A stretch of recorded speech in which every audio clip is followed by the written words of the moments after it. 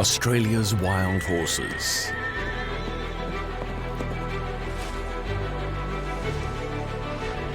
Newcomers to this ancient land.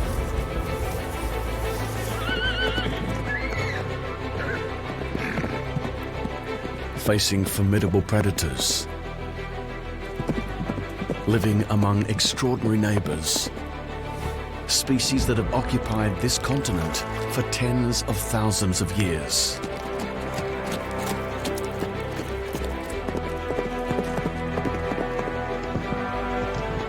Abandoned by those who first brought them here, they forged their own way of life.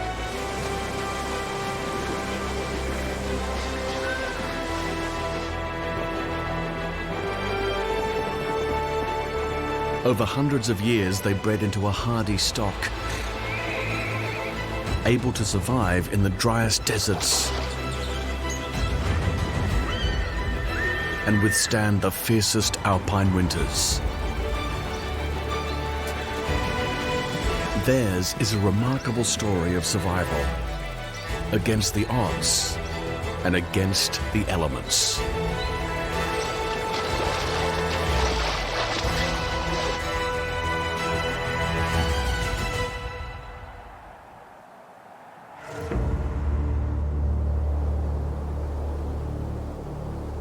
Australia, the flattest continent on the planet.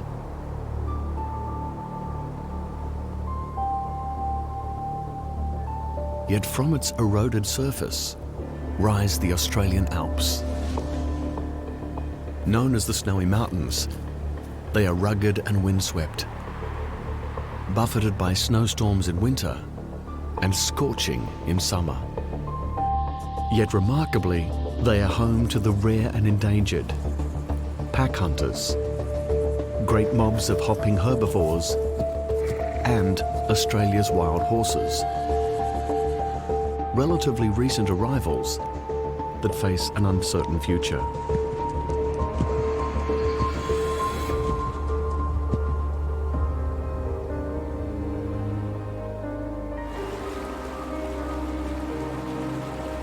It's early spring in the Alps. The last of the winter snows are melting.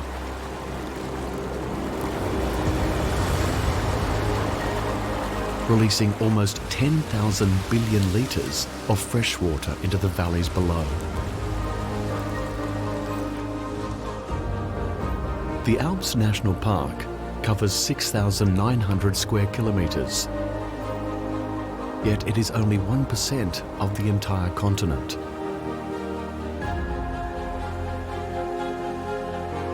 Its highest peak would barely reach the foothills of America's Rocky Mountains.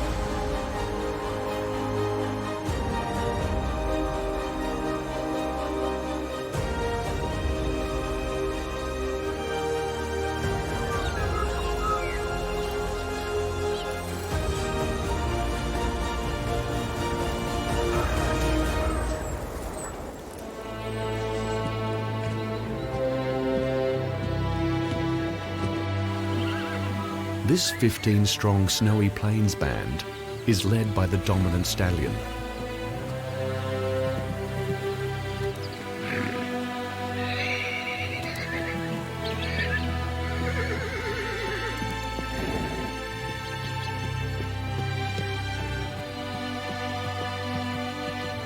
The lead mare has recently given birth to a healthy chestnut foal.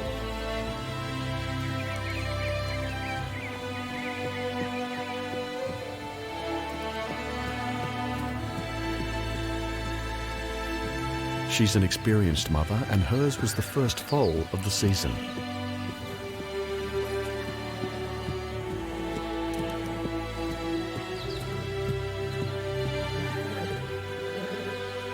The band is one of a dozen or more that make up the 1,000-strong population of horses that roam these snowy peaks.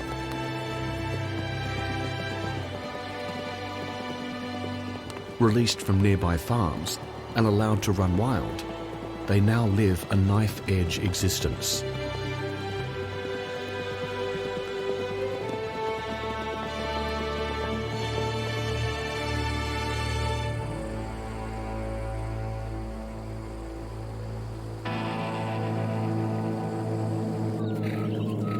The thawing snow feeds clear streams that the horses follow to fresh pastures.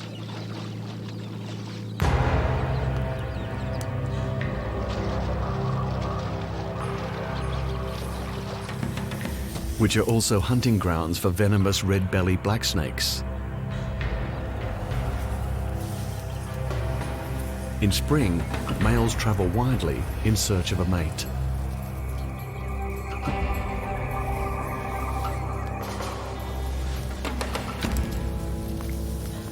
When they encounter rivals, combat ensues. Immune to each other's venom, it's a contest of strength and will.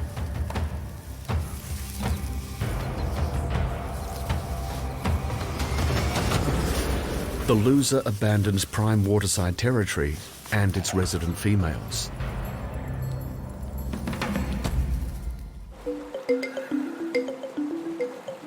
The streams are the playground of platypus, also venomous. Perhaps the most bizarre of Australia's unique animals. It's a mammal that lays eggs, fights using its venomous spur, and hunts blind. Its sensitive fleshy bill detects minute electrical currents in the muscles of crustaceans hatching from creek beds.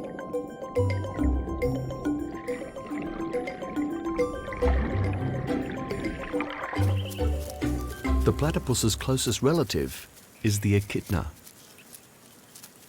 This hardy survivor is able to endure the searing summers, then slip into a torpid state to sleep out the Alps' deep winters. It thrives on Australia's abundant termites and relies on an armour of spines to ward off predators. Echidnas rip into termite mounds with powerful clawed legs. Their snout then detects electrical signals within insects' bodies.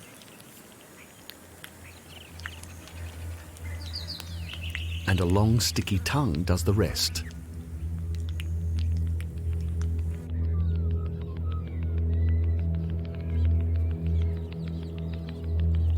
Like wild horses, the mobs of grey kangaroos prefer the lush foothills in spring,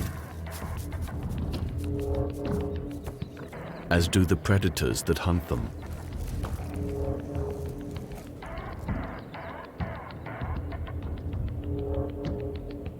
Rising above it all, Australia's largest eagle, the wedge-tailed, glides on thermals and surveys the mountains with its razor-sharp vision for quarry, dead or alive.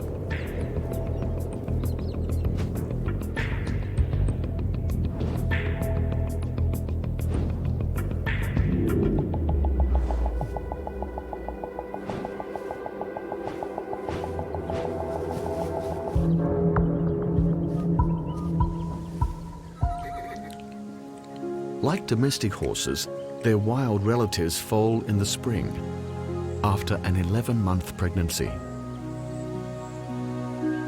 While the band grazes in the open, a heavily pregnant mare retreats to the wooded hillsides.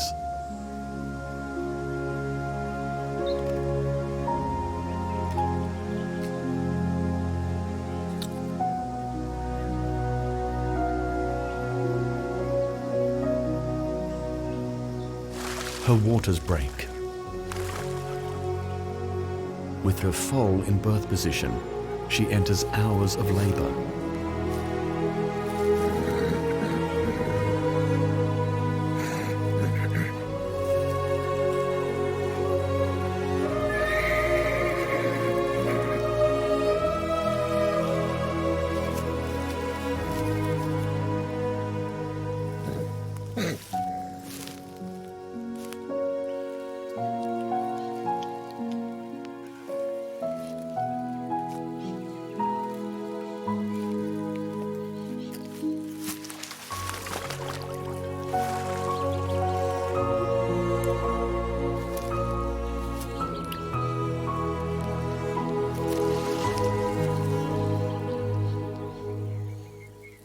It's a boy.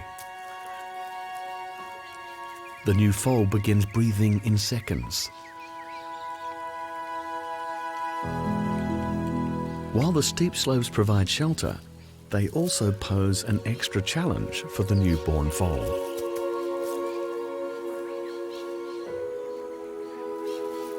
A lone dingo won't risk its mother's powerful kick.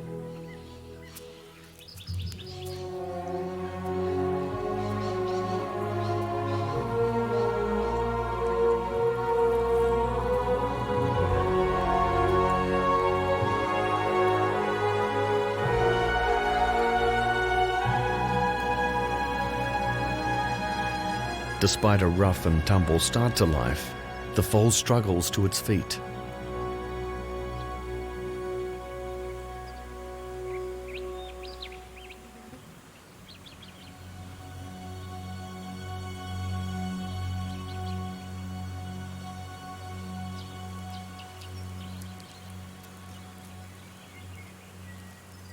The gangly legs he is born with will remain the same length throughout his life. This is a species born to run.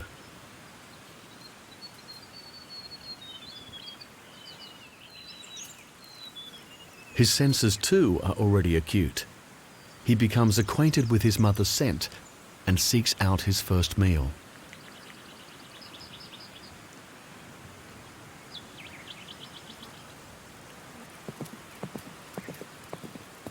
Within the first hours of its life, a newborn foal is able to run, safe in the company of the herd, even from the hungry dingo pack.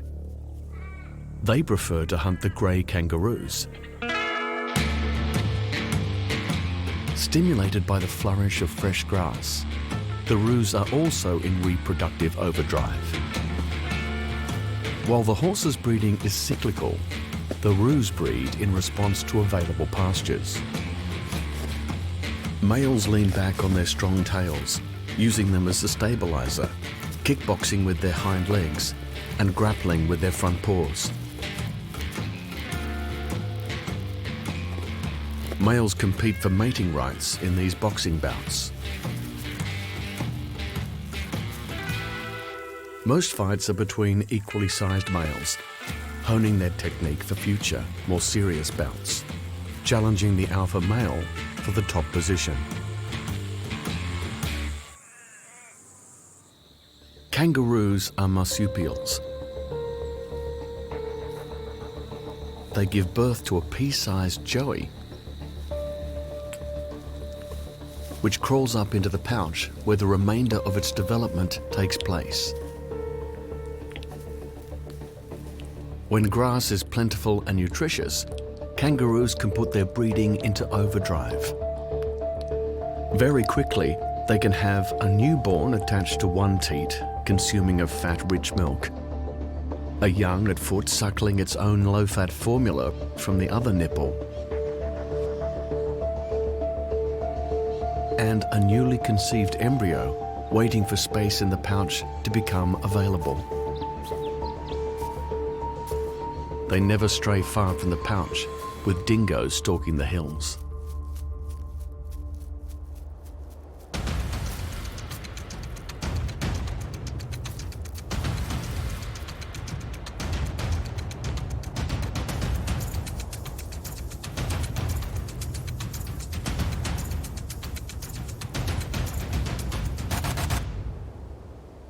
The pack is gathering for a hunt, and the roos are in their sights.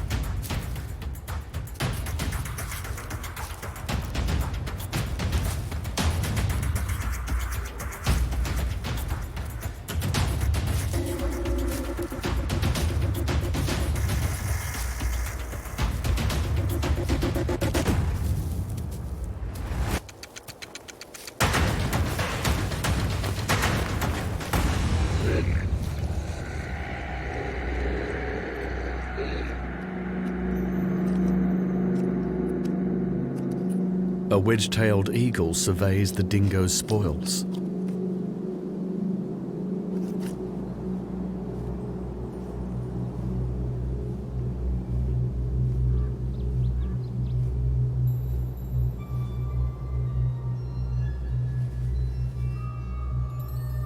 Although they're full, The pack is in no mood to share its meal with this winged hunter.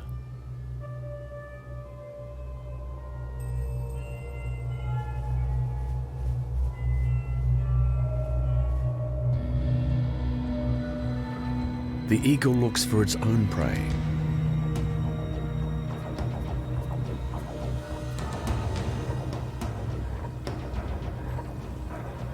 While it would struggle to take down an adult kangaroo, the eagle routinely targets joeys.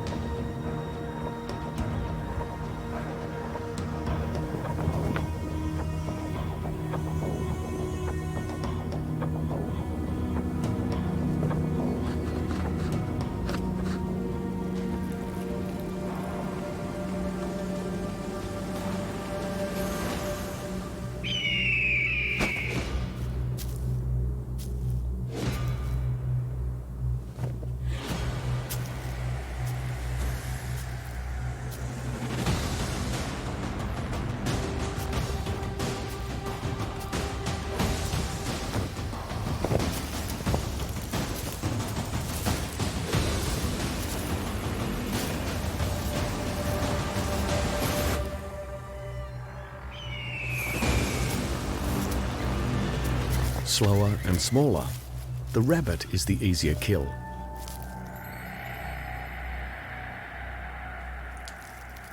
Like horses, rabbits are relatively recent arrivals to Australia.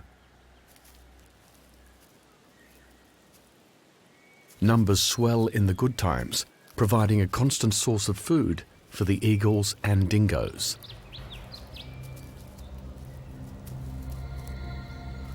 With easy prey around, foals are not on any predator's menu.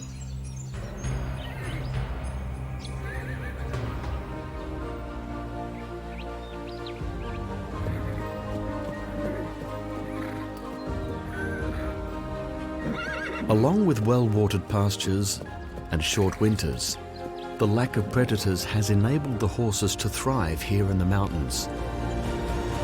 These wild horses are fast, highly mobile, and built to navigate the rugged slopes of the Alps. They descend from sturdy farm horses.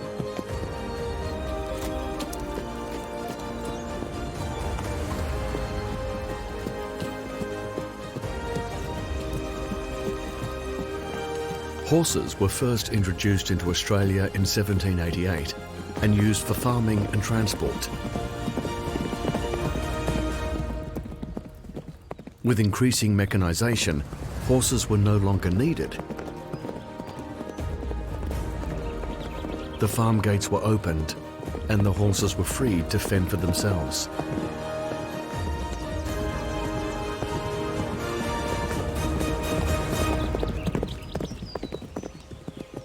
The weaker animals were weeded out by natural selection, and the hardier individuals bred the resilient horses that roam the mountains today.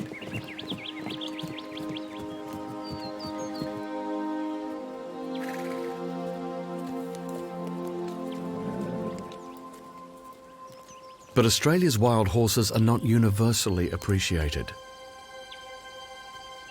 Their persistent grazing and hard hooves damage the fragile alpine ecosystem and the endemic species that have long occupied these landscapes.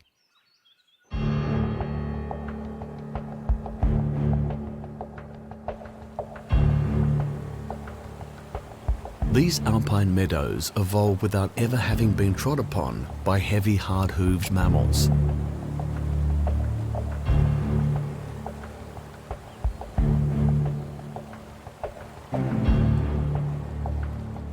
The alpine bogs support delicate sphagnum moss that holds moisture all year round, as much as 10 to 20 times their dry weight. And within these islands of moisture, one of the world's rarest amphibians clings to its existence. Less than 3 centimetres long, the corroboree frogs are only found above the tree line in the Alps.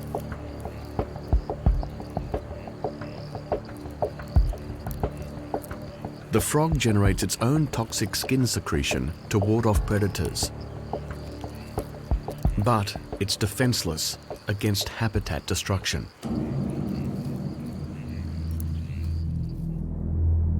At night, another rare alpine creature at risk from the horse's hooves emerges.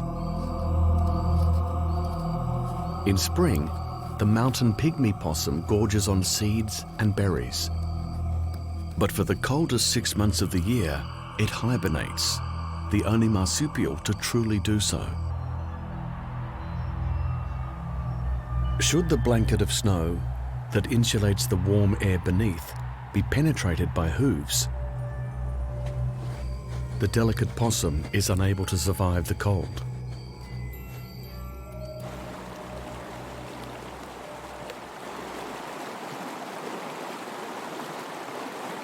Above the tree line in the alpine zone, plant life has but a brief flowering season. They carpet hilltops with an explosion of blooms.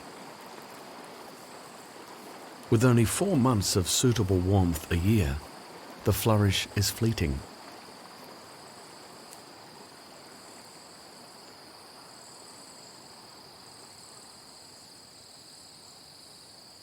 This delicate collection of life forms can't cope with the heavy tread and large appetites of the horses. The threat they pose to these and other unique Australian environments stirs a controversial crusade to drive the horses from the mountains altogether.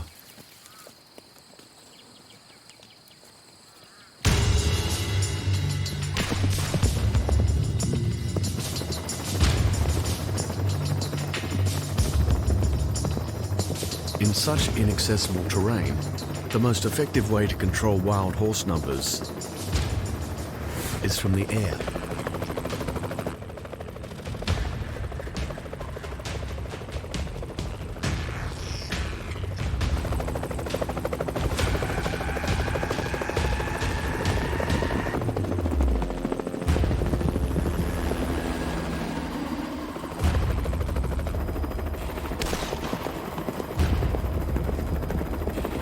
Hundreds are shot every year, to much public outcry from horse lovers.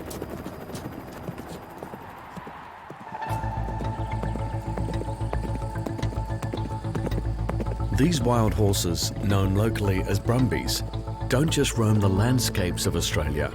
They run free in many Australians' imaginations.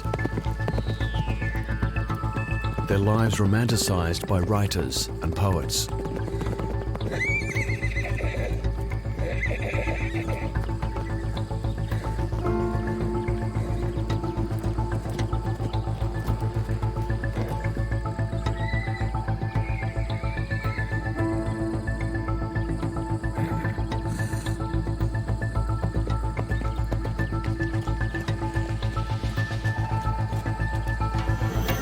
This season's foals are now 1 month old, and their mothers are ready to breed again. Males pester females for the right to mate. The lead stallion has been all the mare's preferred partner for 4 years. But his reign is constantly being tested by subordinate males. Deposed stallions and young colts form bachelor bands, like this one, lingering close to the breeding herd.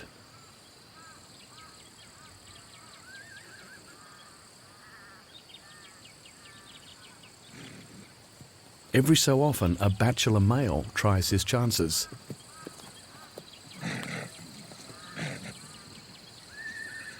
The lead stallion drives them off when he can. But they are many, and the mares are interested. This aspiring young Casanova takes advantage of the dominant male's attention being elsewhere.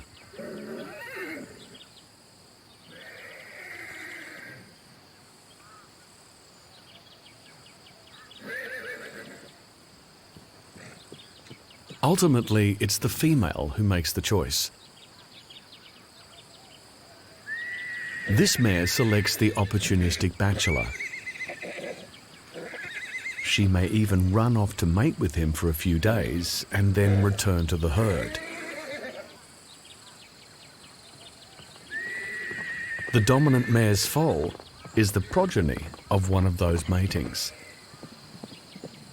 In this way, the females control the genetic diversity in their bands and reduce the risk of inbreeding.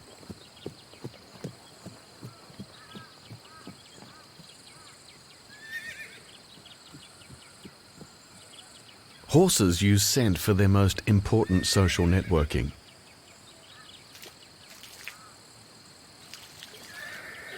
The smell of the female's urine reveals her reproductive readiness and status.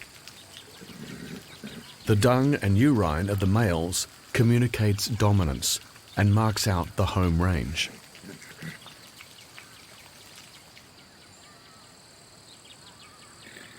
Horses curl their lips and flare their nostrils, behaviour known as phlegmon, to inhale more scent particles deep into their nasal passages, where millions of fine hairs analyse chemical scent.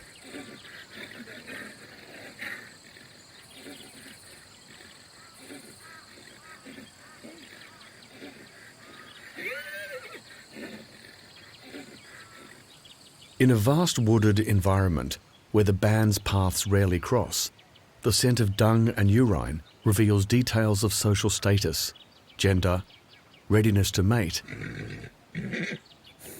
and even establishes the individual's identity.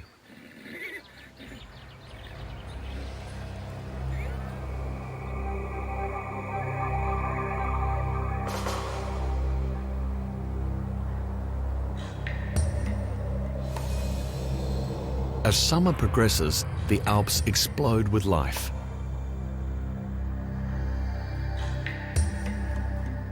Some 2,000 million bogong moths stream into the highlands, escaping the fierce summer heat of the plains to seek refuge in the cool crevices of the granite boulders.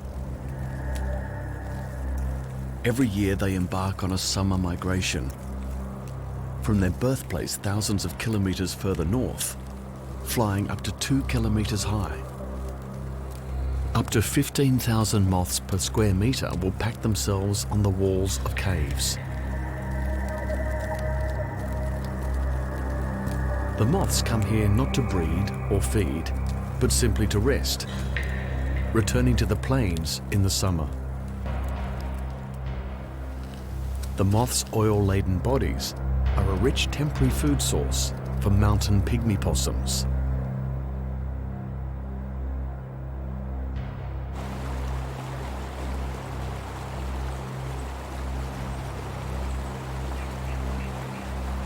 With water and grass plentiful, the horses range far and wide across the mountains.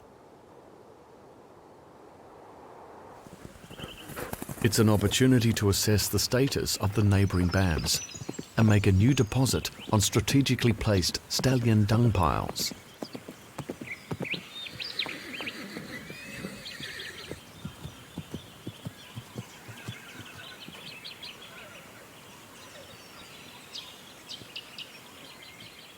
These pungent signposts are placed in the open for passers-by to interpret.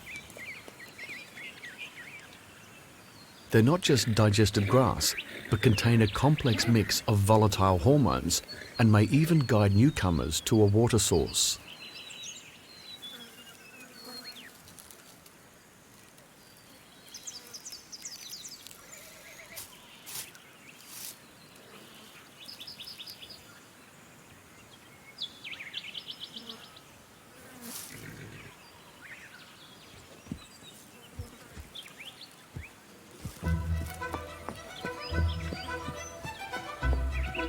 Curious, the dominant mare's foal stops to investigate.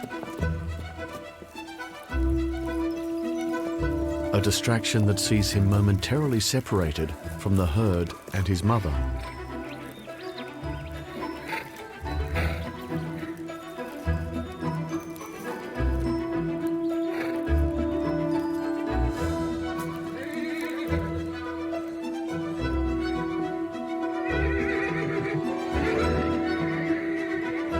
While their calls help them relocate each other, their smell affirms their bond.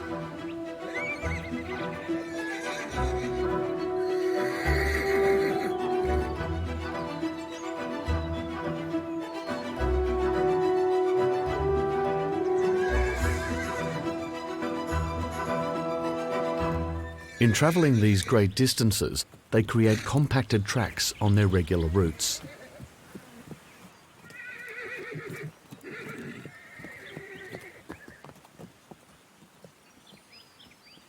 Their hard hooves dig into the thin layer of vegetation that holds the topsoil in place, causing erosion in the gullies and around watering holes. And their manure can foul pristine streams.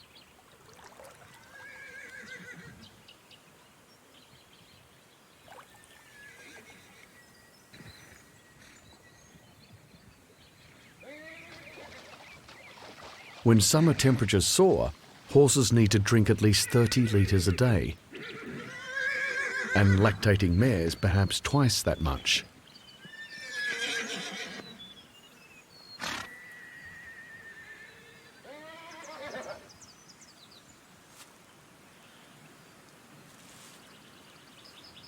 The foals that are still suckling need to drink less water and can laze away the hours in the sun.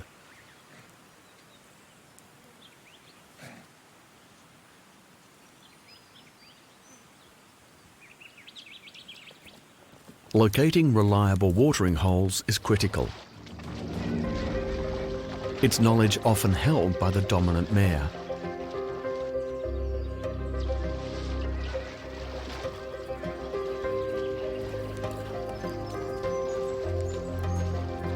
She paws at the water, testing the depth and substrate,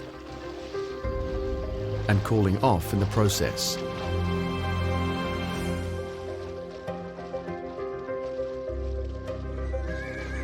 Pouring stirs up minerals from the stream bottom, mixing it with the water they drink, replacing vital trace elements missing from the alpine grasses.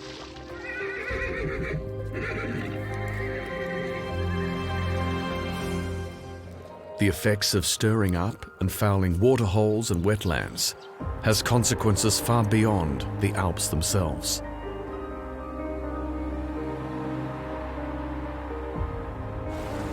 Not only does alpine vegetation hold and release water, it filters it and regulates a steady flow throughout the year.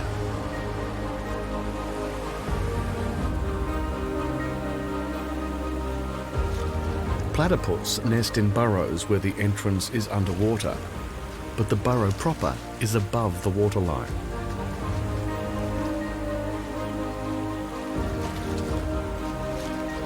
Floods can drown adults and their young, and the turbulence affects their food supply of small crustaceans.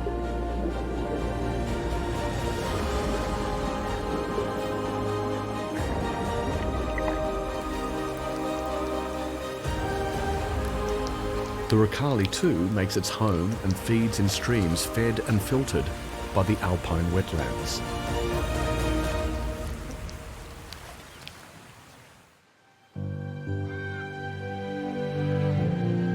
Australia is the driest inhabited continent on Earth, which is why having a regular and reliable supply of quality water is essential for the survival of its inhabitants.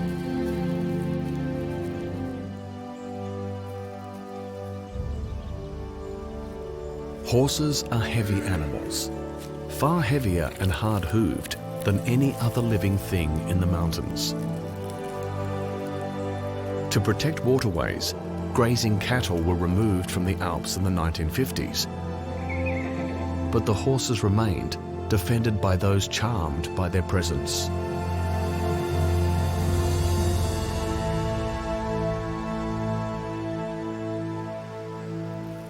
While the grey kangaroos nibble efficiently on the blades of alpine grass, horses rip up the grasses roots and all.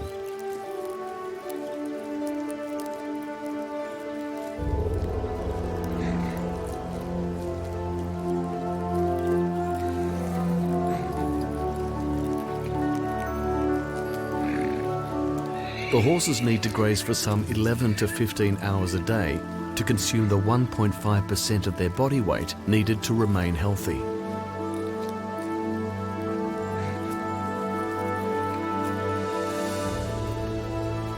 They're also highly selective, leaving unpalatable grass species and effectively changing the vegetation structure of the alpine meadows they graze.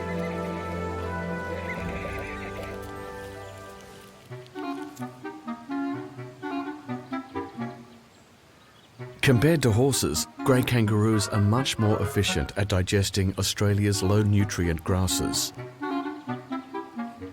The roos extract more energy and trace elements from what is available,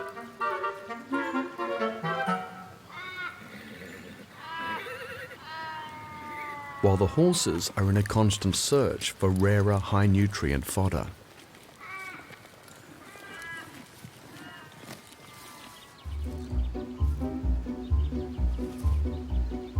Female roos with young at foot don't travel far until their young are strong enough to keep up with the mob.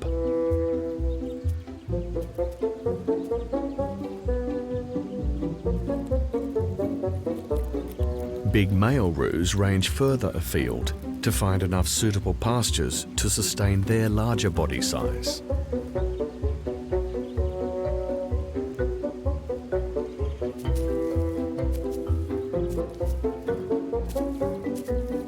Just as kangaroos and other native wildlife are adapted to thrive on local vegetation, so the alpine plants cope with hot days and drying summer winds.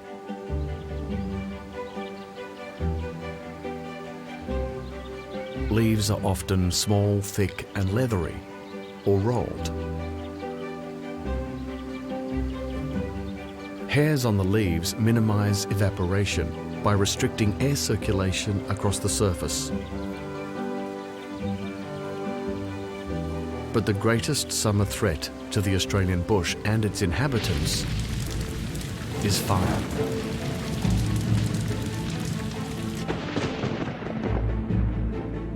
In 2002, lightning strike during a drought set off 114 small fires here in the high country,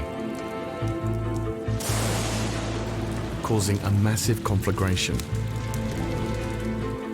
that consumed the hillsides. Bushfire is an inevitable force in this Australian landscape.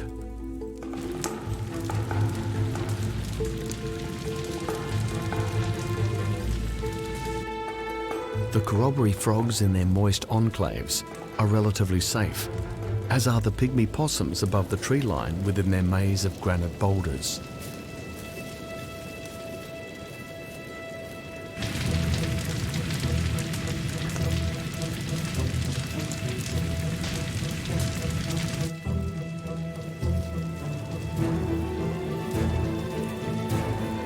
The hardy echidna digs itself deep into the moist soil.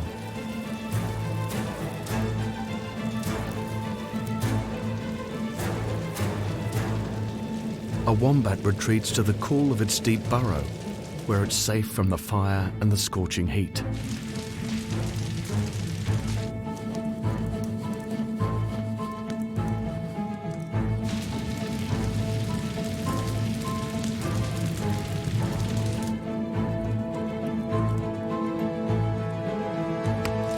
With the fire front advancing from all directions, and with nowhere to hide, thousands of horses became trapped, and half the population perished.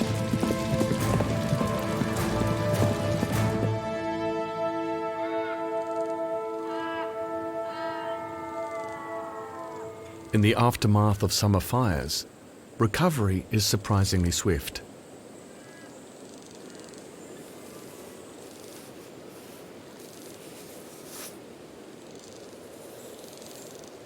The echidna can resurrect itself from its fireproof tomb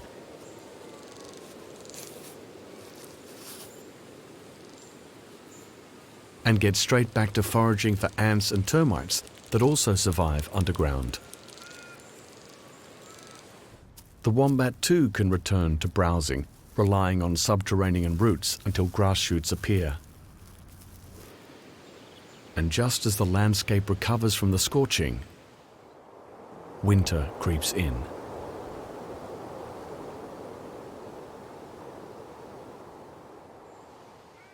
As temperatures drop on the mountain peaks, the locals soak up the last of the warm rays. Skinks flatten their bodies to maximize the surface area for sunbaking.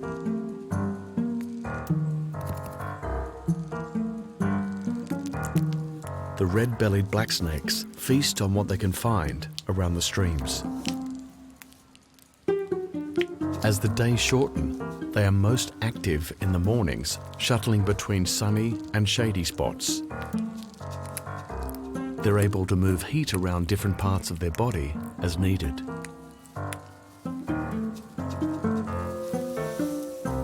Their rate of heating up in the morning is more rapid than the rate of cooling in the evening, enabling them to remain active for as long as possible. Eventually, when the temperatures are too cold for any activity, they retreat to a state of dormancy for the winter.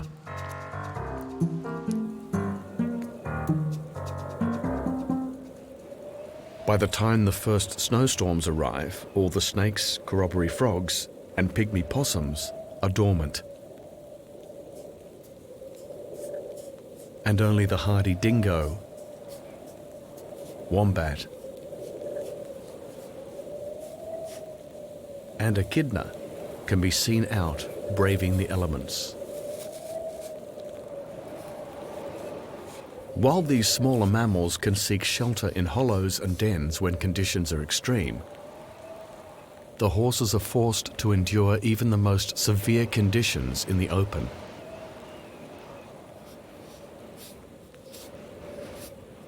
But they evolved in the grasslands of Eurasia, where winters are often colder than this.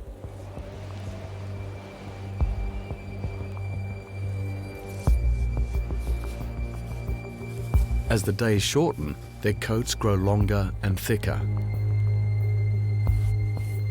Less daylight causes the horse's body to produce more of the hormone melatonin, which stimulates coat growth.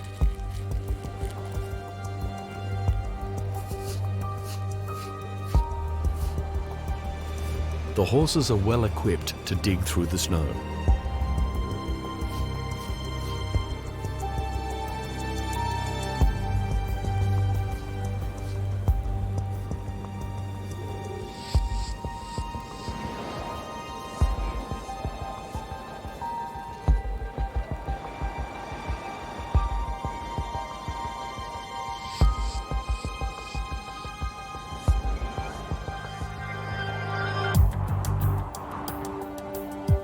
Most of Australia's eucalypt trees are adapted to survive heat and drought. These hardy snow gums have flexible branches able to bend under the weight of the snow rather than snap.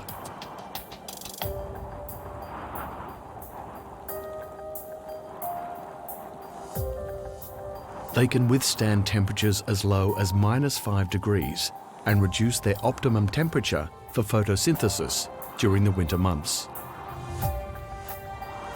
While the horses stay higher up the mountains for the start of winter, the kangaroos retreat to the valleys below, where grasses are still accessible.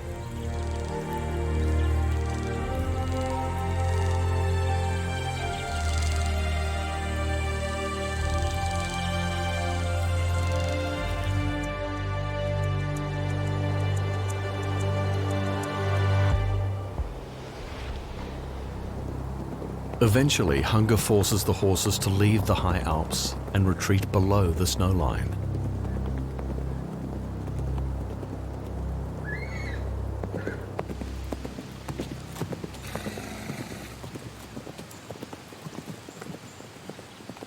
For more than 100 years, this has been the time of the Brumbie Run.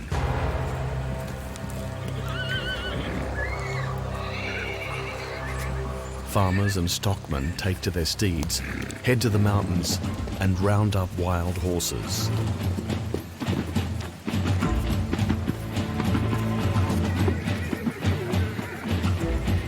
Many ride in the footsteps of their forebears, on horses they have caught in previous seasons and broken in.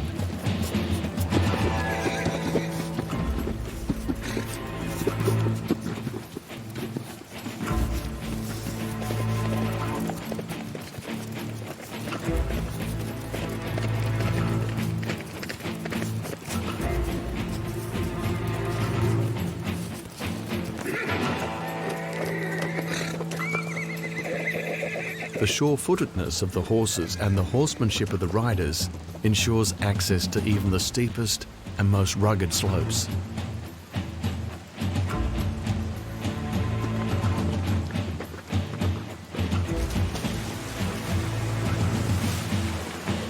Eventually, the bushmen drive the horses out of the hills and down to the flats where they follow the river back to the stockyards.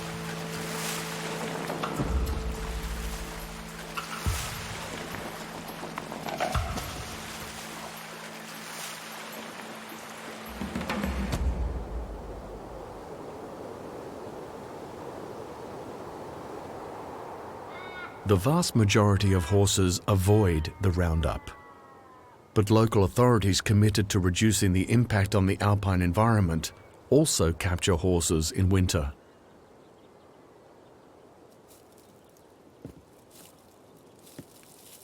They use sweet and pungent molasses to lure brumbies out of their mountain haunts.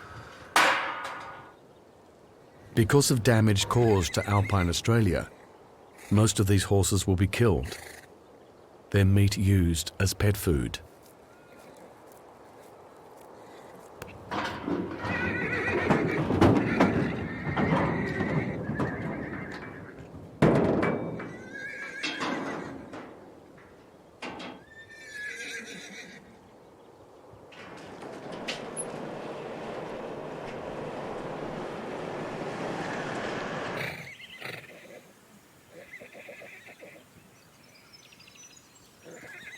The enthusiasts of the Brumbie Run have other plans for the horses they've captured.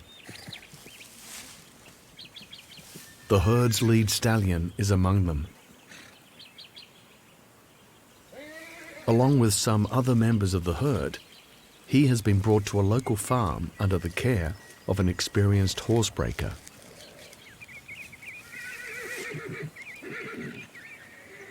The stallion's strong features and regal nature made him a prime target for the horsemen.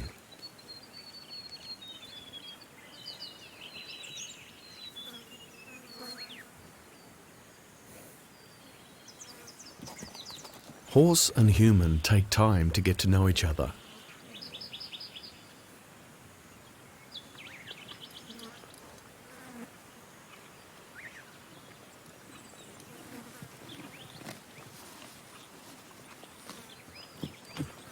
Many horsebreakers prefer to work with a horse that has never been handled before, giving both horse and trainer a fresh start.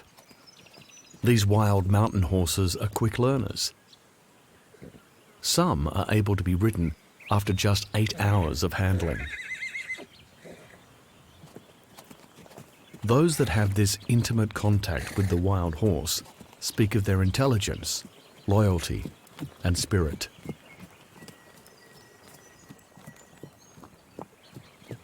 Some will be sold as riding school or pony club horses.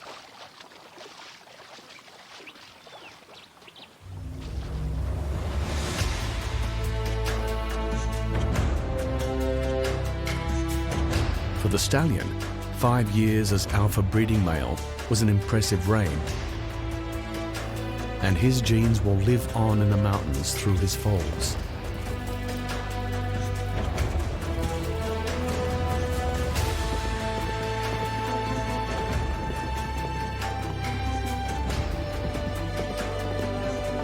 Spring returns to the Alps.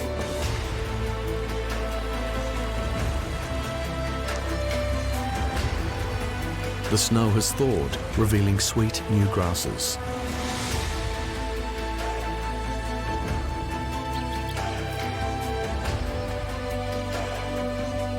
The kangaroos and the horses return to the hillsides and their favourite pastures.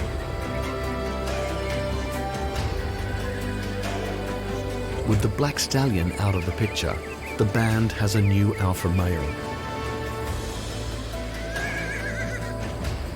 A young chestnut stallion from one of the bachelor bands is getting to know the mares.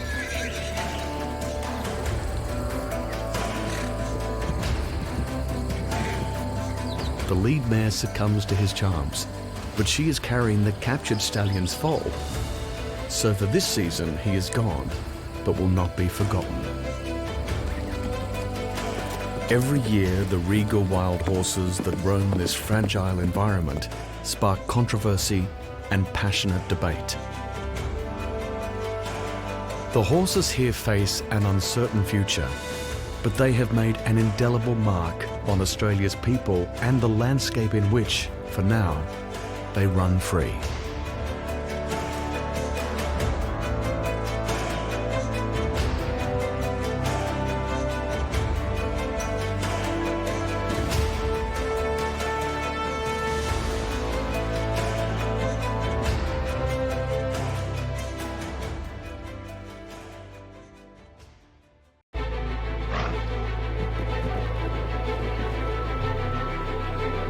Australia's wild horses.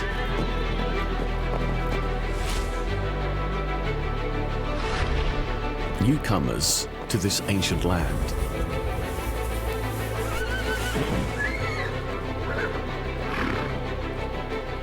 Facing formidable predators. Living among extraordinary neighbours. Species that have occupied this continent for tens of thousands of years.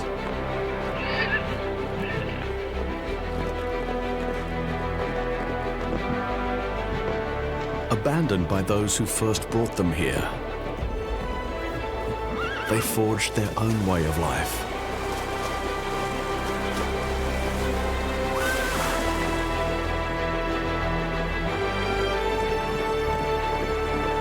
Over hundreds of years, they bred into a hardy stock, able to survive in the driest deserts and withstand the fiercest alpine winters. Theirs is a remarkable story of survival against the odds and against the elements.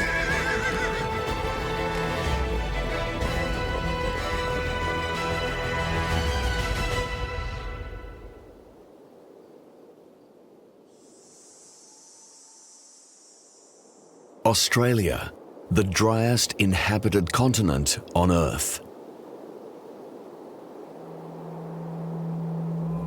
Most of its vast interior is desolate and unforgiving. Only the hardiest survive here. A realm horses don't belong to.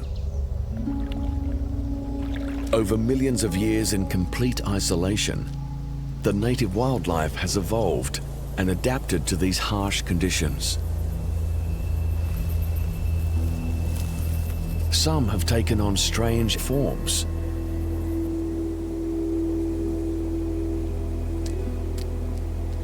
But not all creatures here can claim such an ancient lineage.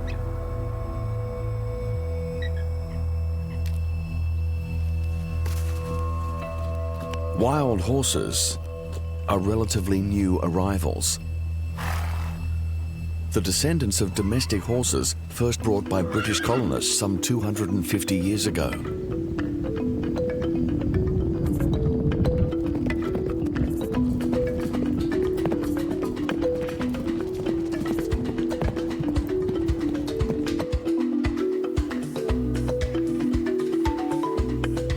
This mare is leading her family across the desert sands.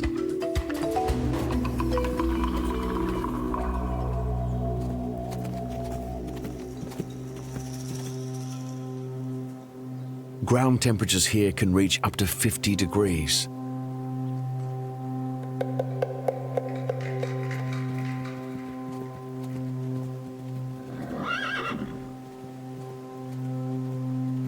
The horses must remain on the move.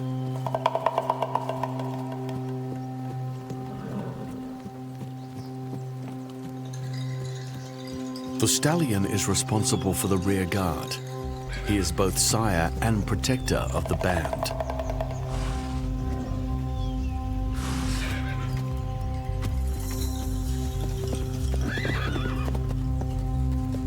But like the rest of the herd, he too follows the direction of the lead mare. She is the keeper of critical knowledge.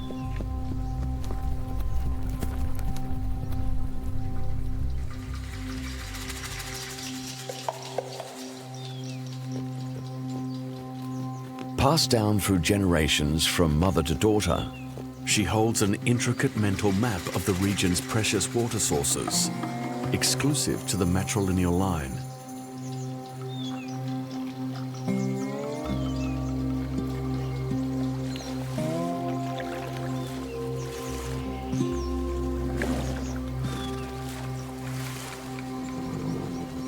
Water sources are scarce in these arid grasslands and stony deserts.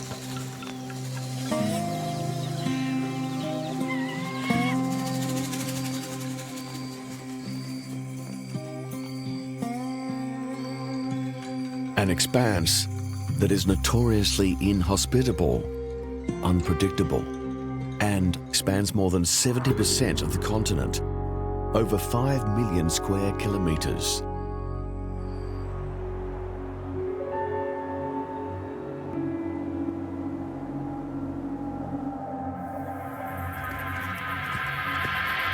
It's been several days since the horses last had a drink. It hasn't rained here for months.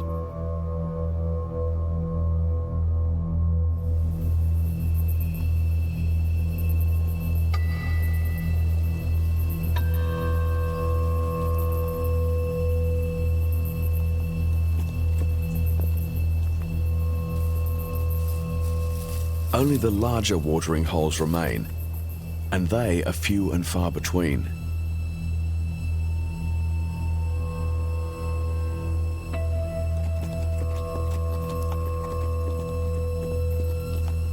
But the lead mare's memory doesn't let them down.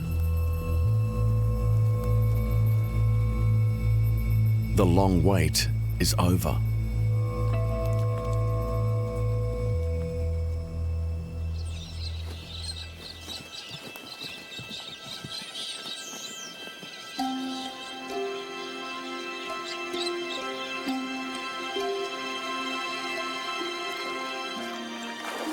The horses relish the moment, drawing the attention of some neighbourhood locals.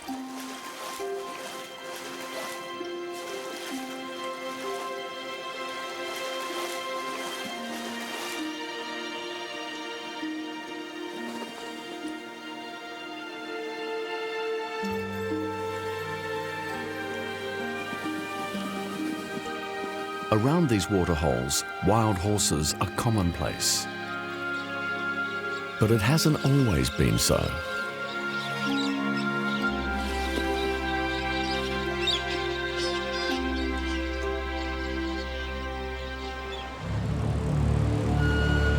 The first horses arrived at Australia with British colonists in 1788.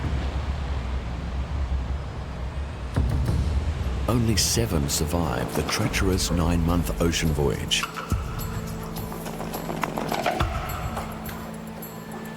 In high demand, new stock soon arrived. Thoroughbreds, Clydesdale, Arabian and Timor pony breeds. From the outset, crossbreeding resulted in versatile, robust offspring. Tough horses for a tough country. Horses were key to establishing the new colony.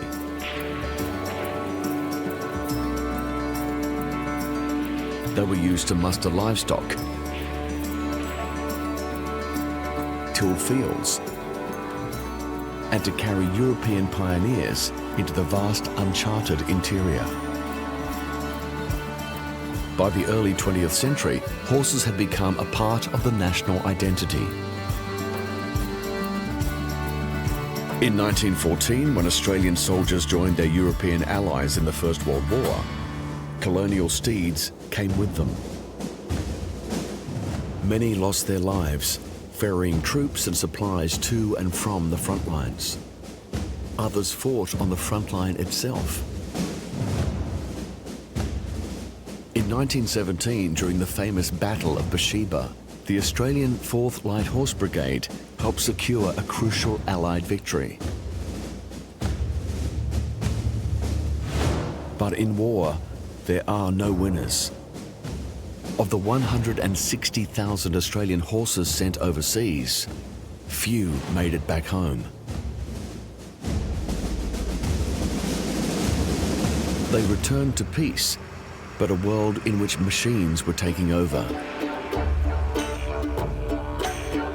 With less demand for stock, breeders opened up their gates.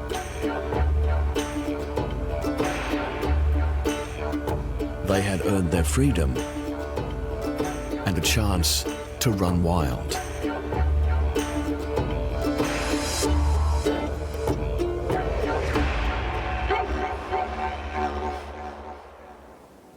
By midsummer, the beating sun of the Australian outback is deadly.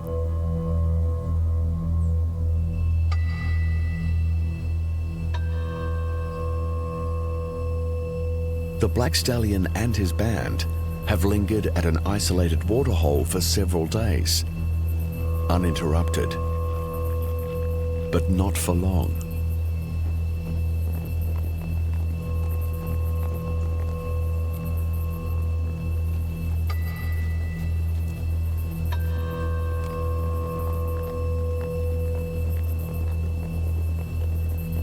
As numbers rise, tempers flare.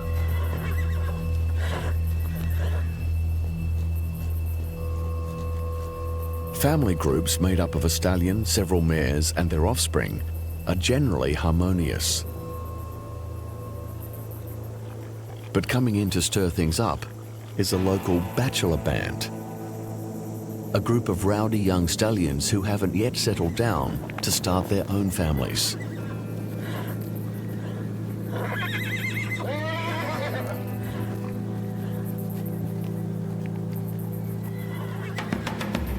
These young males would prefer to poach a ready-made herd than start one from scratch.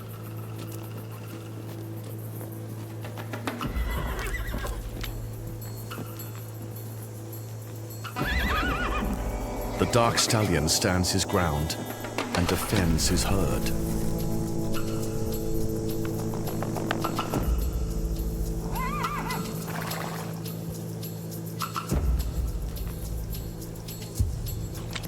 The boldest young bachelor pays no attention and advances on one of the mares. It's a challenge that cannot go unanswered. While the dark stallion takes on the aggressor, a second bay bachelor attacks him from behind.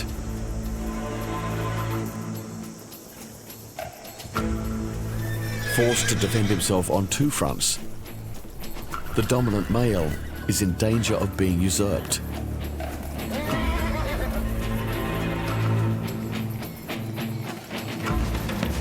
The scars he bears are testament to his resilience, and he will not give up without a fight. Boldly, he confronts the bay.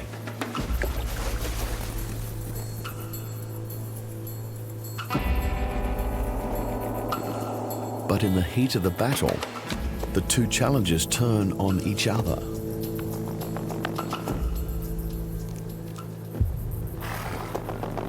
Leaving a window of opportunity for the dark stallion to round up his harem and retreat.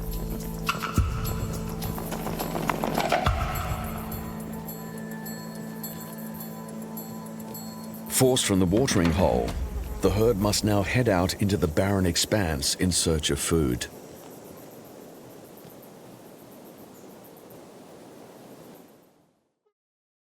Palatable grass is becoming difficult to find.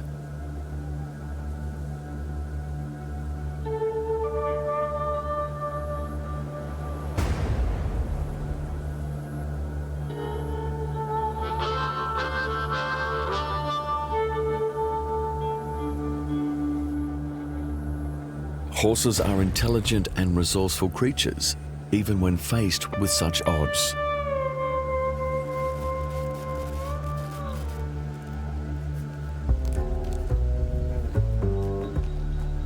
While it's exclusively the mares that hold the key to finding water, over time both male and female horses learn the tracks to the best grazing areas.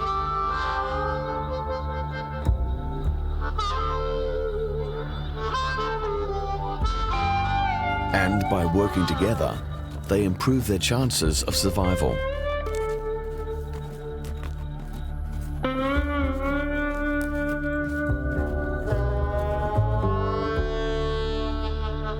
Competition for the best patches of grass is fierce. And the locals don't take kindly to these new intruders.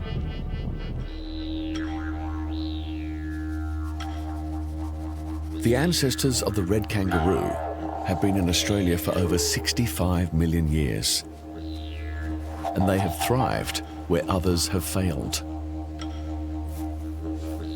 Once covered in lush forests, over eons, the continent's interior has progressively dried out.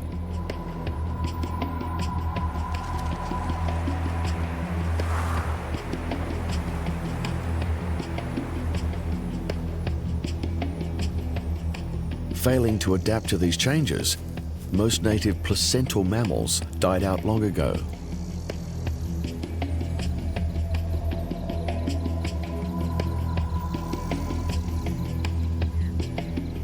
Marsupials, on the other hand, thrived by being able to adapt to both the good times and the bad.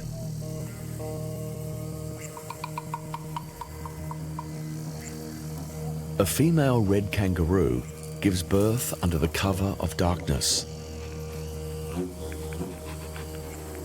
Blind and only a few centimeters long, the undeveloped young must make its way from its mother's womb to a teat in her pouch.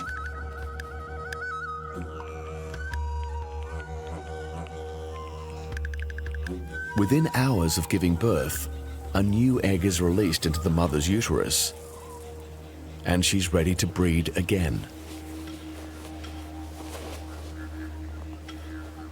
A doe can have one joey at foot, a younger sibling suckling in her pouch, and yet another in her womb. When food and water isn't limited, kangaroo populations can explode. But in dry times, a mother can delay the development of an embryo until conditions improve, giving her offspring the best possible start to life and a competitive edge over placental mammals like horses.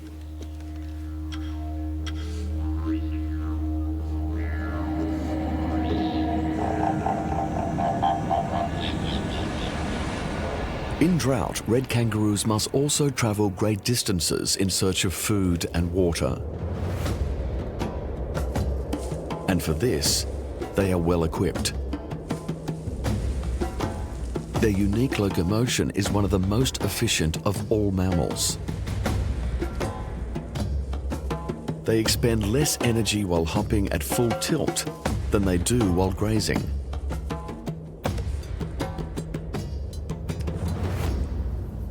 But arriving first doesn't always guarantee success.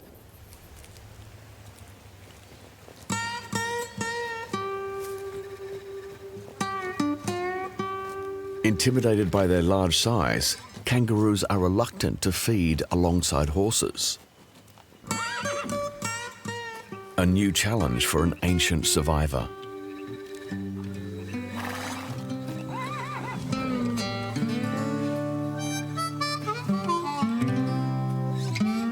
There are thought to be more than 600,000 wild horses in Australia, more than any other place on Earth. Voracious eaters, they spend up to 80% of their day grazing.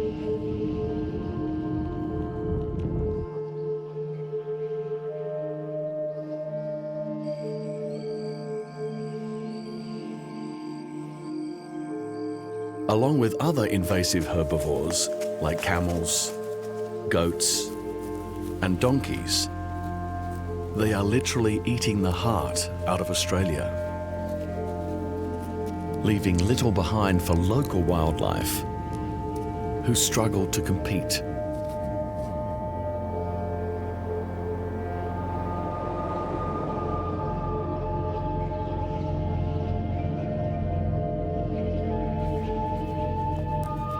However, horses are not the only outsiders who have come to call Australia home.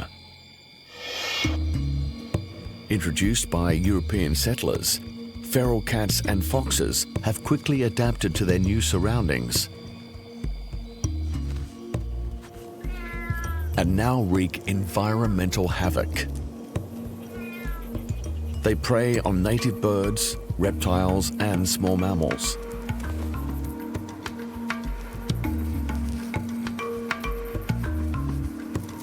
Feral cats kill tens of millions of native animals every night, pushing some towards the brink of extinction.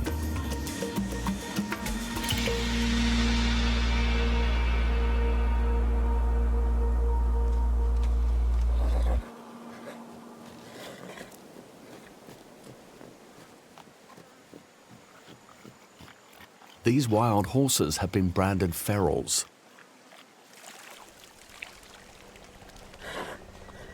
Forced to go on the run.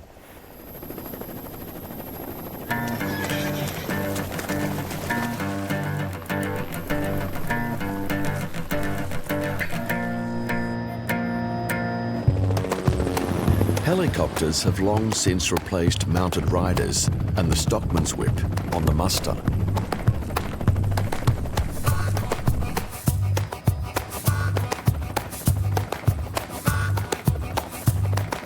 To preserve national park areas for native species, wild horses are rounded up.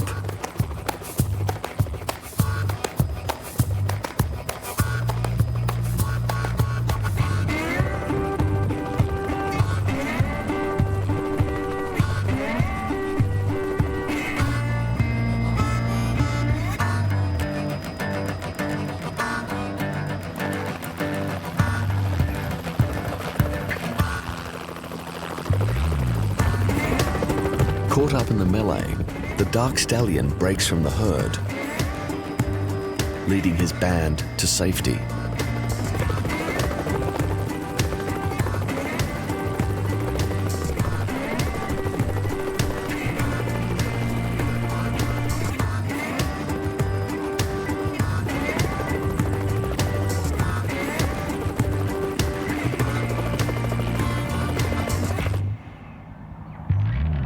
The pilots corral the remaining horses through narrow gorges towards makeshift stockyards.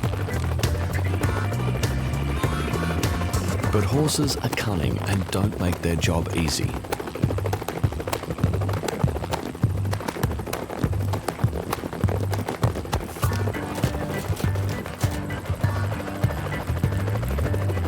The pilot's patience is eventually rewarded.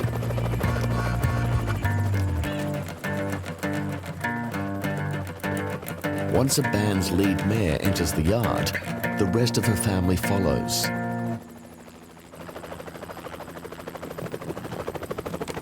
Bringing up the rear, a stallion senses the entrapment and makes a final dash for freedom.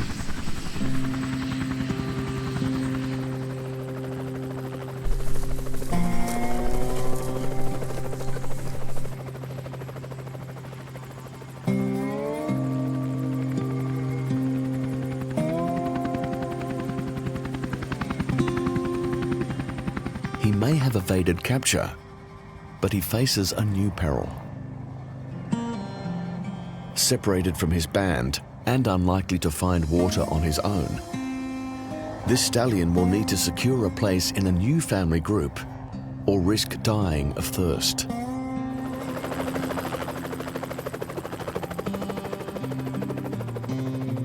The fate of his family hangs in the balance.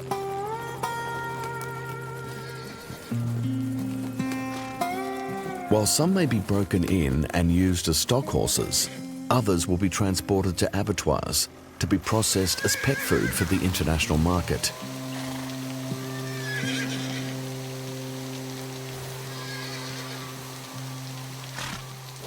If they are lucky, the feistier amongst them may be earmarked for a brighter future. Life in the limelight. A cultural icon, the bush tradition of horsemanship is kept alive today when the rodeo comes to town. A celebration of the beauty and majesty of the wild horse and a desire to bend its will. A spectacle of man versus beast.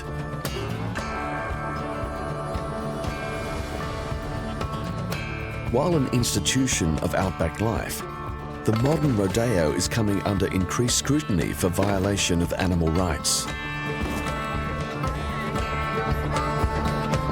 Recently banned in Britain and parts of the United States, the future of the Australian rodeo remains uncertain.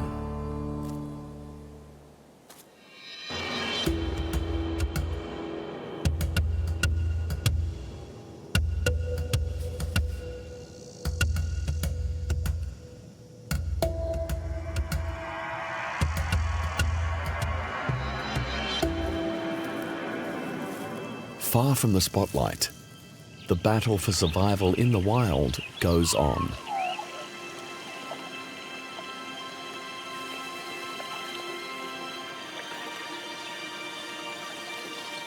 In thirsty times, a solitary waterhole is a beacon of hope.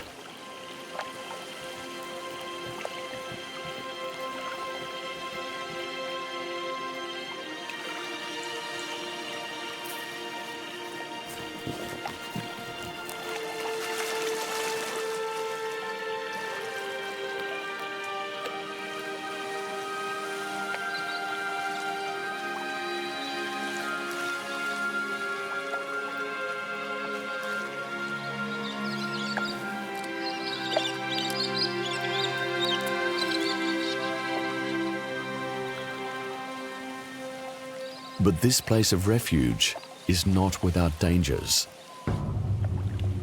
Predators come here not only to quench their thirst, but to hunt. Very little escapes the watchful eyes and razor-sharp talons of the wedge-tailed eagle.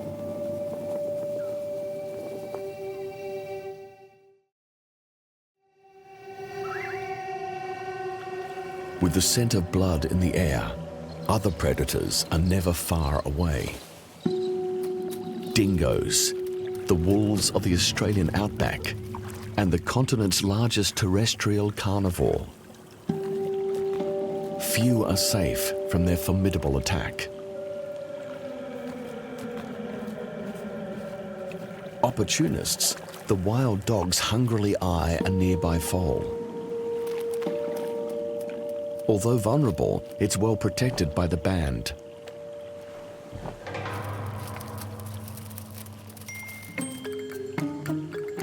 Seeking refuge, a rabbit finds sanctuary alongside an unlikely ally.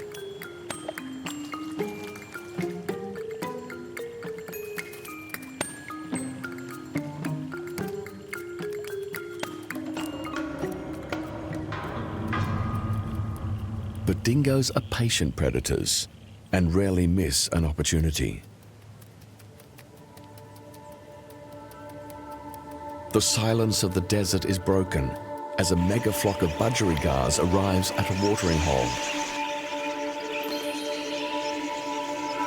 The birds number in the thousands.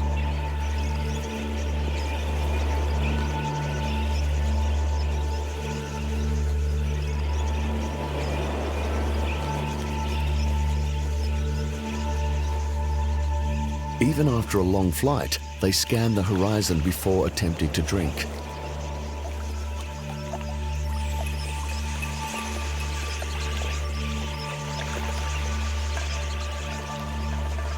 They are right to be wary.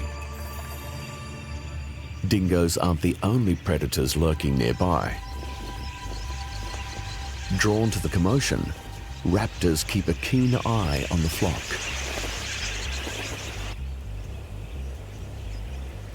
As the budgerigars begin to drink, whistling kites target distracted individuals at the water's edge.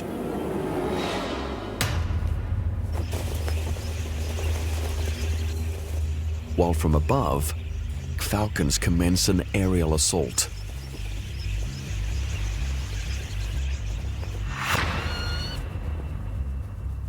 In an attempt to disorient their agile pursuers, the flock moves as a single column.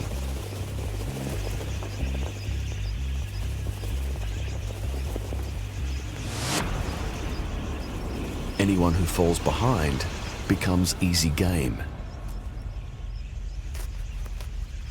For the raptors, it's a feast amidst famine.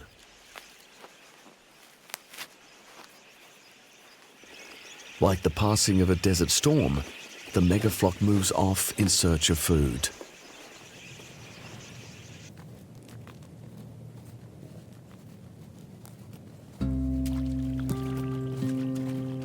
The band must also push on. No edible vegetation is left.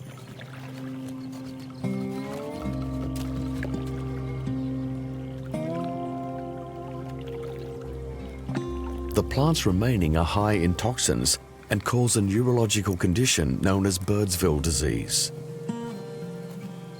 Affecting coordination of the hind legs, the consequences can be fatal.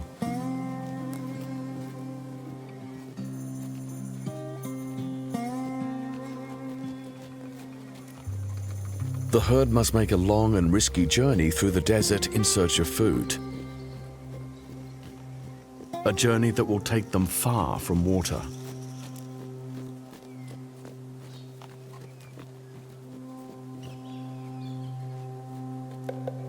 The lead mare sets out on an uncertain future. Behind her, the dark stallion attempts to dissuade others from following.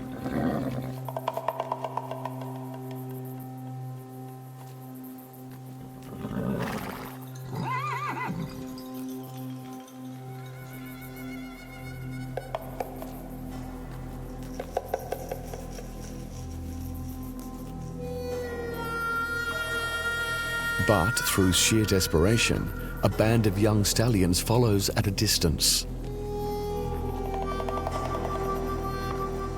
If left behind, they'll surely perish.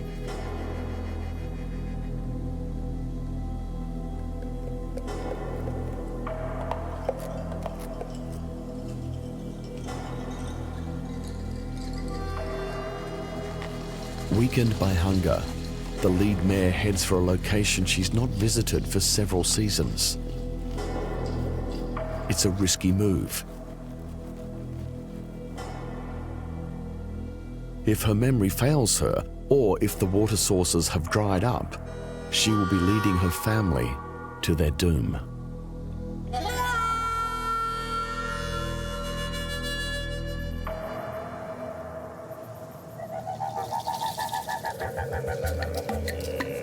Dry conditions not only suck the moisture from grasses, but make them susceptible to bushfire.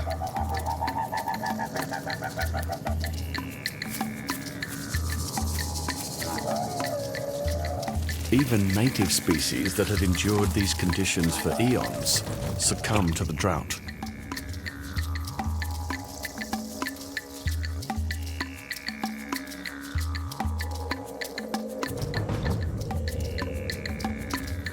Amongst the desolation, one group of animals not only survives, but thrives.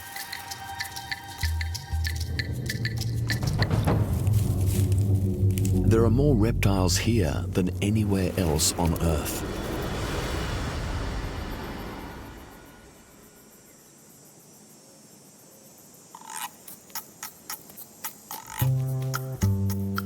One of the most peculiar locals measures just 20 centimeters from head to tail, but is covered in spiny armor.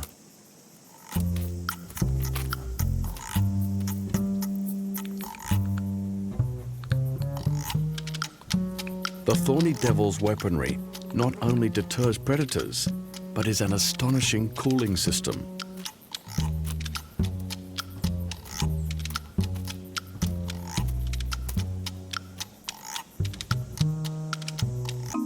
Tiny grooves running between the spines are used as channels to draw up groundwater and feed it into the lizard's mouth.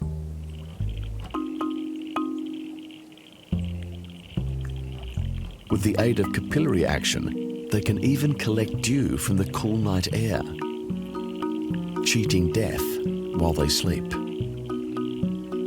Shaped by a millennia of evolution, it's an extreme adaptation to a testing environment.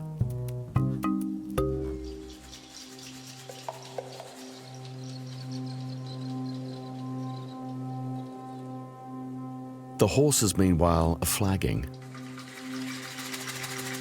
And the lead mare picks up the pace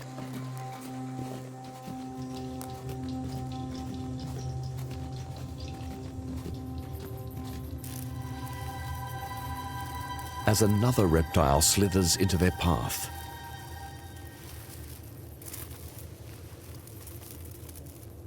An inland taipan, the world's most venomous snake.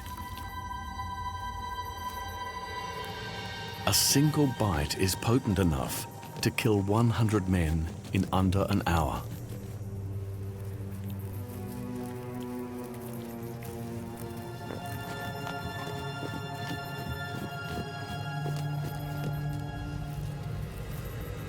The lead mare spots the danger and charts a safe course.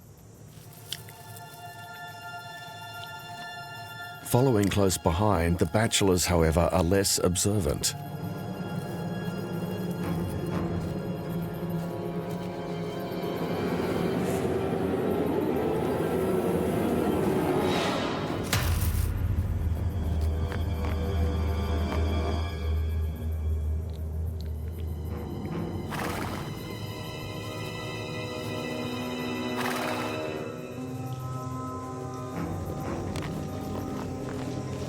The unwary stallion's death will be swift.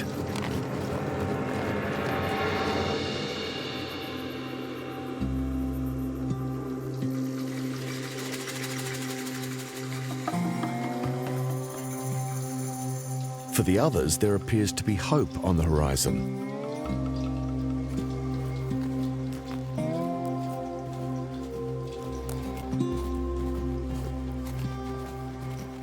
But what appears to be distant water is nothing more than a mirage, a cruel hoax of the desert.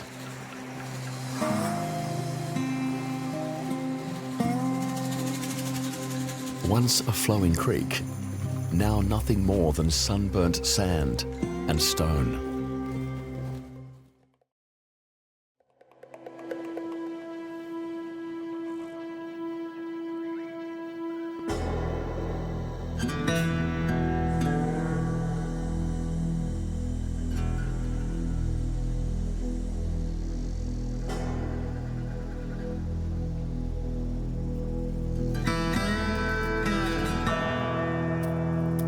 While reptiles thrive in these conditions, it's another story for mammals. Horses regulate their body temperature by perspiring.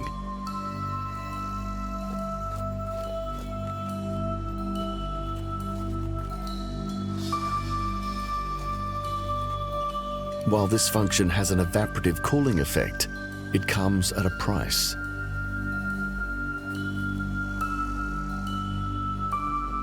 Out here, every drop of water is precious.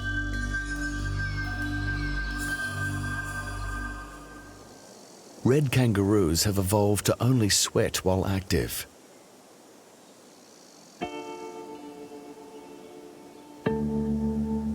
During the heat of the day, they remain dormant. And they cool themselves by licking their forearms.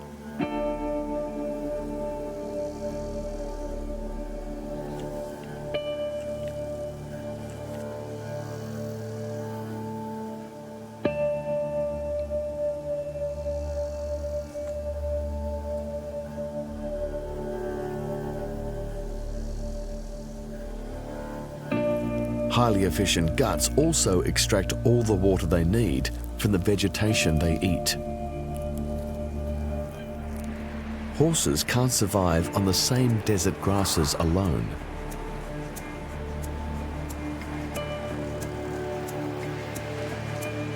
They must drink groundwater to survive. The dark stallion and his band linger at the dry creek bed.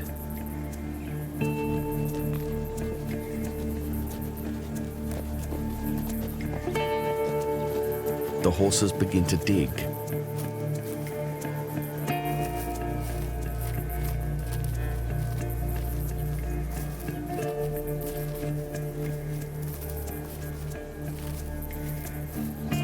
sweet smell begins to drift to the surface.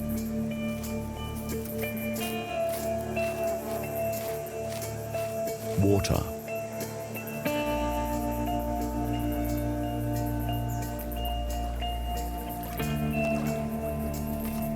For those strong enough to excavate, the reward is life-saving.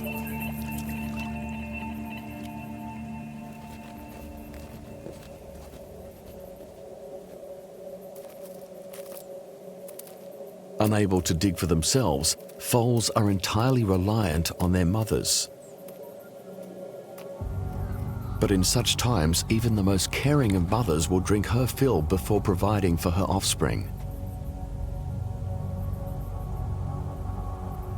Denied water, this young foal attempts to suckle from its mother's teat. But the mother's milk has long since dried up. In hard times, foals are the first to die.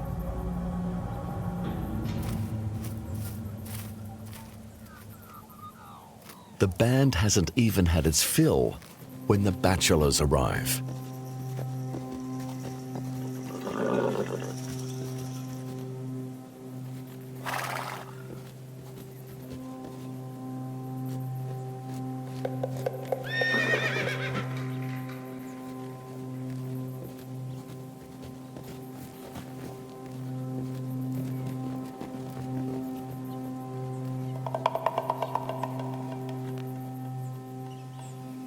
Not strong enough to assert himself, this young colt is repeatedly turned away.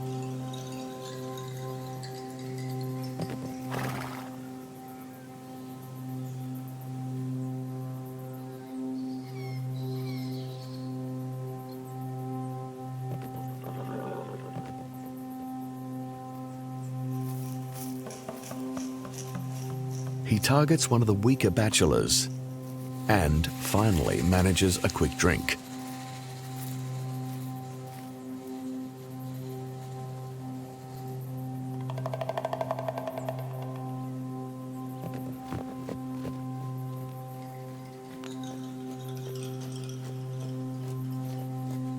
The arrival of the bachelor band is not only a threat to the young, but for the dark stallion too.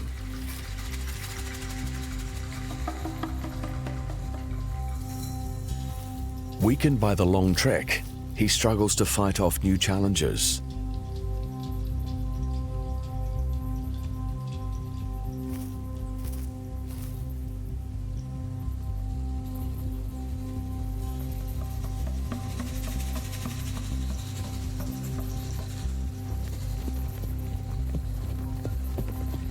A robust young bay bachelor makes his move.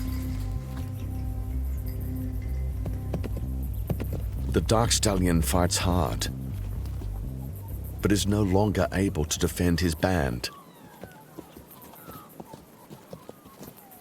His long reign has come to an end. The new sire is keen to claim his newly won mating rights. And even though they are weakened by the drought, the mares comply.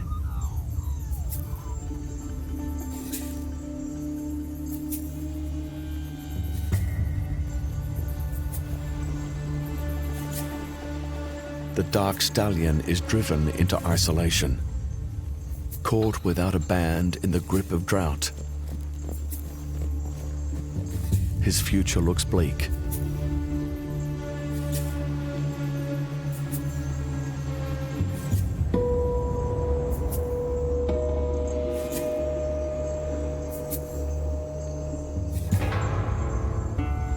During times of drought, wild horse populations can plummet by as much as 60%.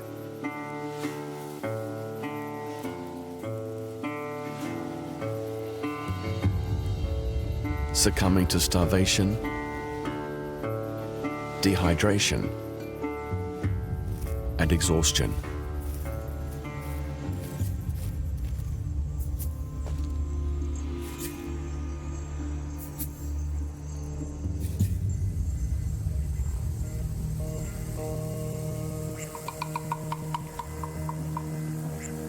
Nearby, a small reservoir of water remains.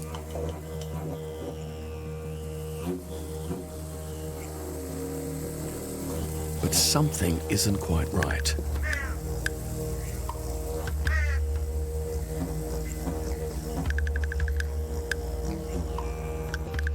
The water is fouled, deterring the horses from drinking.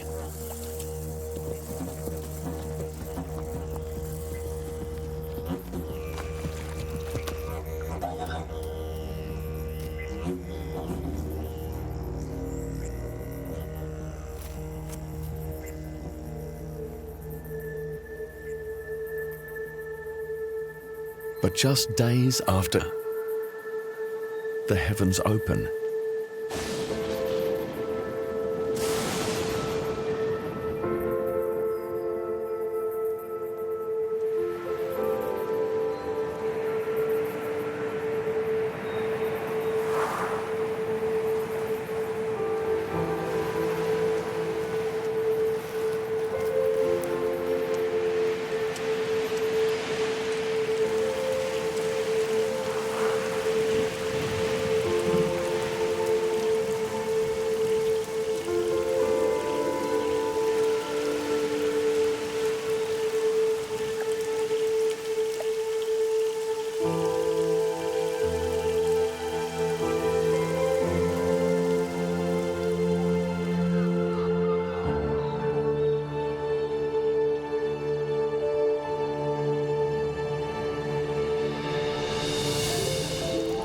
A deluge soaks the sun-hardened earth, and water starts to flow once more.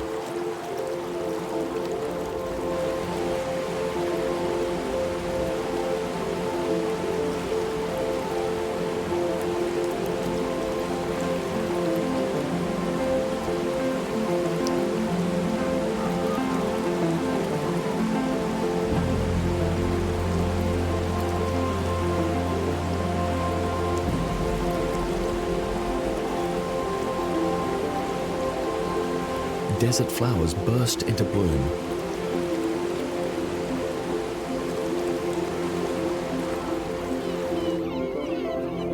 And birds return in their millions.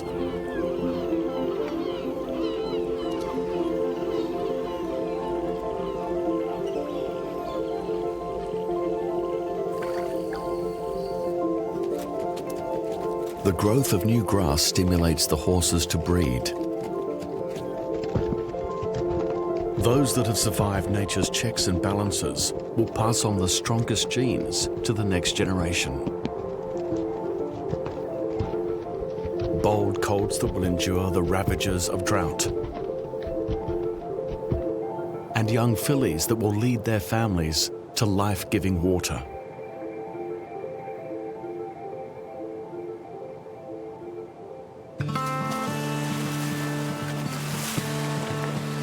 Horses were brought to this land as beasts of burden and loyal friends. They helped forge a nation and helped defend it. In doing so, they won their freedom and a place in Australia's heart. Branded both hero and outlaw, their descendants thrive in the good times and suffer in the lean. But Australia's wild desert horses will remain a part of this ancient landscape for generations to come.